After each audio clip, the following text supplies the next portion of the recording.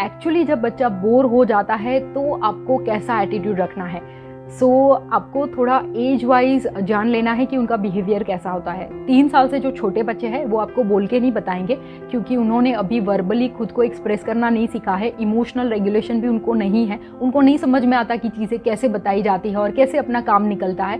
उनके पास 2-3 रास्ते ही है, एक तो रोके, एक तो दूसरा है टेंट्रम्स थ्रो करके, दूसरा बॉडी लैंग्वेज, फेशियल एक्सप्रेशन, जिससे आपको पता चलेगा वो आपको ऐसे खींचेंगे, आप कहीं पे गए हो और उनको अच्छा नहीं लग रहा है, इफ दे वांट चेंज, तो इस तरह से वो एक्सप्रेशन से देंगे। और जो बड़े बच्चे हैं वो आपको डायरेक्टली फेस पे बोल देंगे कि मामा आई वांट चेंज, या फिर अगर आपने बहुत आसानी से उनको टीवी या मोबाइल देने की आदत डाली है तो फिर डायरेक्ट ही बता देंगे कि मुझे टीवी देखना है। नाउ इन सिचुएशन में सबसे पहले आपको एज अ पेरेंट एक चीज़ ध्यान रखनी है कि बोर होना is a very normal thing, और up to some extent it is beneficial also. Bore हम सब होते हैं, और जब हम बोर होते हैं तभी हमें कुछ नया करने का मन होता है। To be bore is a fundamental to so many creative thoughts. जब आप बोर होते हैं तभी तो आपको बहुत सारे आइडियाज़ आते हैं, राइट। सबसे पहले आपको वो टेंशन नहीं लेना है, या अपने खुद पे इतना प्रेशर नहीं लेना है कि आपका बच्चा बोर हो गया तो ऐसा मैं क्या करूँ, ऐसा उसे क्या दूँ तो इंस्टेंटली उसका बोर्डम खत्म हो जाए और वो खुद से फिर अगेन वो एंटरटेन होना स्टार्ट कर दे। नो, इन सिचुएशन में just take a deep breath, उनके पास जाइए, sit at their own level, और उनके साथ ऐसे आप बिहेव करिए जैसे उनको ऐसा लगे कि ये जो उनकी प्रॉब्लम है ना उसमें आपने इंटरेस्ट लिया है और ये बहुत बड़ी प्रॉब्लम है, अब इसको चलो मिलके सॉल्व करते हैं। आपको उनको क्वेश्चन करना है, you getting bored, what should we do now, what do you think what should we do. आपको उन्हीं से आइडियाज़ जो है वो निकलवाने हैं, चाहे आप हिंदी में, गुजराती में, इंग्लिश में, जिन भी लैंग्वेज में आप बात कर रहे हो, आपको उन्हीं से पूछना है कि आपको क्या लगता है, अब हम क्या करें, क्या खेलें हम। आप उनके साथ ऐसे बात करिए जिसमें उनको लगे कि आप भी उनके साथ जुड़े हुए हो और कंप्लीटली आप उनको समझ रहे हो।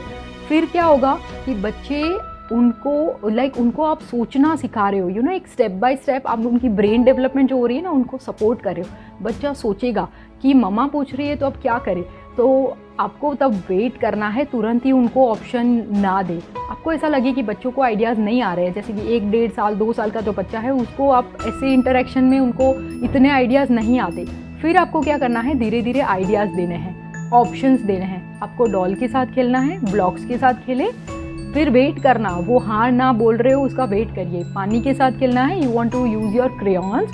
आपको डॉल सेट के साथ खेलना है, you want to try some puzzle, नहीं है, okay, you want to help mamma, you want to go for a walk.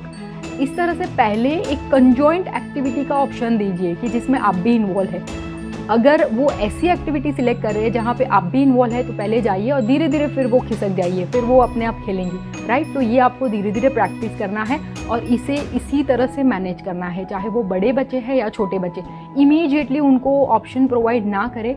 ये अगर आपने कर दिया तो फिर 2 बड़े नुकसान हैं। एक तो उनका स्क्रीन टाइम बहुत ज़्यादा हो जाएगा, क्योंकि उनके मन में फिक्स हो जाएगा जब भी हम बोर हो जाएंगे एक ही सॉल्यूशन है, हमें टीवी देखना है और इसी तरह हमें खुद को एंटरटेन करना है। इस तरह से अगर आप जाएंगे, ये थोड़ा मेहनत वाला वे है, बट उनको आइडियाज़ कैसे लाते हैं, क्रिएटिविटी को कैसे यूज़ करते हैं, उन सब चीज़ों के लिए आप पुश कर रहे हो। लॉन्ग टर्म ये बहुत ही बेनिफिशियल है।